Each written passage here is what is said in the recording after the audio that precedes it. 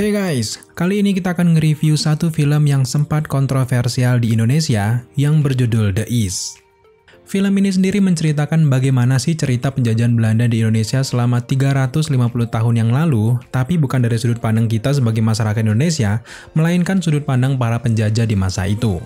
Fokus dari film ini adalah pembantaian yang dilakukan oleh Raymond Westerling di Sulawesi Selatan sekitar tahun 1945 sampai ke tahun 1949 di momen kemerdekaan kita Indonesia.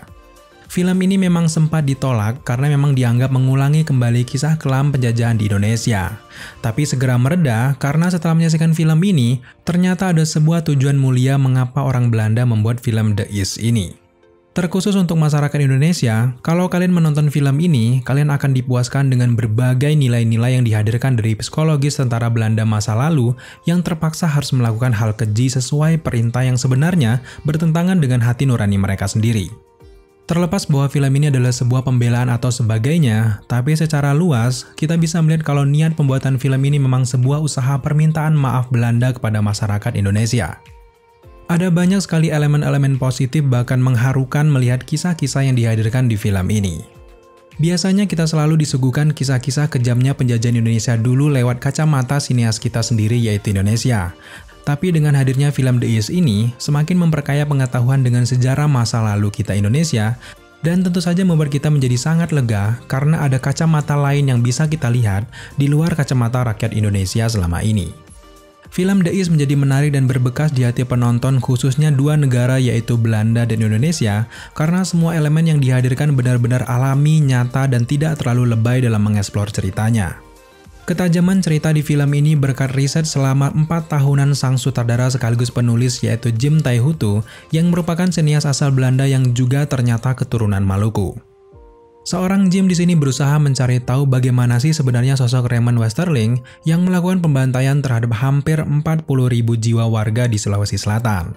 Setelah semua data-data berhasil dikumpulkan, maka akhirnya jadilah film The East ini. Memang penelitian mendalam sang sutradara ternyata tidak sia-sia guys. Bahkan kita sebagai masyarakat Indonesia sama sekali tidak tersinggung dengan kata-kata yang dilontarkan di film ini. Ya, meskipun memang banyak sekali kata-kata kotor seperti penghinaan untuk rakyat kita di zaman dulu, tapi dengan pengemasan dan juga sudut pandang yang pas, The East berhasil menjadi sebuah tontonan yang sangat menarik.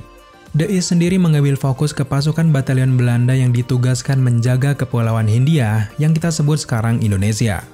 Fokus karakter di film ini adalah seorang prajurit baru bernama Johan yang baru tiba di Indonesia bersama dengan ribuan tentara baru lainnya. Dari awal-awal film kita langsung diajak mengikuti pengalaman Johan berada di Indonesia. Tadinya Johan ini mengira kalau akan terjadi perang besar karena memang pemberontak terdengar sangat sadis dari Belanda. Tapi ternyata sudah berbulan-bulan ia tinggal di Indonesia, sama sekali belum melihat muka pemberontak yang diceritakan itu. Nah dari sinilah Johan ini mulai curiga jangan-jangan ada yang aneh dari semua itu. Setelah itu Johan dibuat kagum dengan seorang kapten yang terkenal sangat berani, sadis namun penuh karisma, dan kapten itu bernama Raymond Westerling atau disebut dengan si Turki. Setelah berkenalan, ternyata Johan dan juga Turki dekat dan Johan direkrut untuk ikut pergerakannya. Nah dari momen inilah Johan mulai mengetahui sebuah rahasia besar dari seorang Raymond ini. Di balik karismanya yang sangat keren, ada sebuah misi kejam yang selalu ia lakukan secara diam-diam. Nah dari detik inilah, kalian akan diperlihatkan kekejian yang ia lakukan dan juga fitnah-fitnah yang dibuatnya untuk menghapus gerakan Soekarno dan juga yang lainnya. Penyelamat untuk film ini tentu saja ada di sosok Johan. Johan ini adalah tentara yang baik hati yang melawan perintah jahat pemimpinnya. Setelah berbulan-bulan di Indonesia, ia jadi tahu ada hal yang aneh dengan pembantaian yang dilakukan kaptennya itu. Karena niat baiknya itu, di sini Johan harus menerima akibat dari pemberontakannya. Dari awal hingga filmnya berakhir, The East menawarkan arus cerita yang sangat jelas. Riset mendalam sutradara tentang sejarah penjajahan Indonesia sangat berasal dari plot cerita yang disajikan. Ceritanya tidak fokus ke pemberontakan saja. Bahkan sosok Presiden Soekarno hanya ditampilkan sekilas lewat layar proyektor saja. Nah, secara keseluruhan, kita akan banyak dibawa ke cerita di dalam batalion ini dan berbagai polemik yang dihadirkan. Setelah kita menyaksikan film ini, tidak ada hal yang dilebih-lebihkan dari segi cerita. Memang sebenarnya film ini tidak sepenuhnya berpacu dengan kejadian sebenarnya, ya kurang lebih sebagian besar memang fiktif. Tapi memang sutradara mengambil latar cerita dari kekejaman Raymond di masa lalu. Tapi di sini terlihat jelas kalau sang sutradara juga berhati-hati tidak sepenuhnya menyebutkan nama Raymond di film ini. Bahkan di sini seorang Raymond hanya disebutkan sebagai nama panggilannya saja, yaitu Turki. Semakin terlihat kalau sutradara ini berhati-hati, ia juga mengambil sudut pandangnya dari seorang Johan si prajurit baru saja. Namun secara garis besar, memang film ini mencoba memvisualkan kekejaman di era itu yang dilakukan tentara Belanda.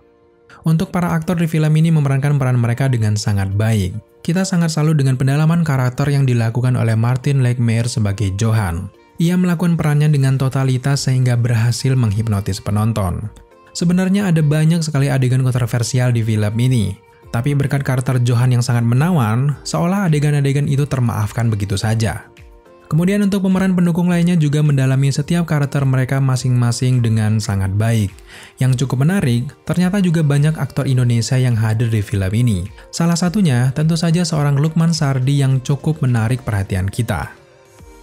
Selanjutnya untuk sinematografi bisa dikatakan salah satu yang terbaik untuk genre film seperti ini.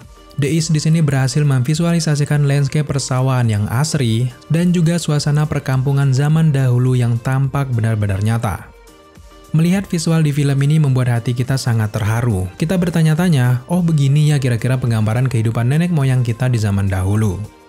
Untuk set syutingnya juga sama sekali tidak terlihat kalau ini buatan. Pekerjaan para tim benar-benar sangat detail, padahal budget mereka tidak terlalu besar untuk ukuran film Eropa. Sinematografi seperti ini bahkan sangat bisa bersaing dengan film-film Hollywood yang berbudget besar. Tidak ketinggalan juga untuk scoring juga mendukung alur cerita dengan sangat-sangat baik. Secara keseluruhan, The Last Klan sangat terkejut dengan sajian cerita yang berani, baik dari segi cerita yang membawa nama tokoh sensitif kita, lalu juga dengan dialog hingga ke adegan vulgar yang tidak malu-malu diperlihatkan. Biasanya kalau kita di Indonesia, memang tidak berani memvisualkan hal-hal yang sensitif karena budaya dan sebagainya.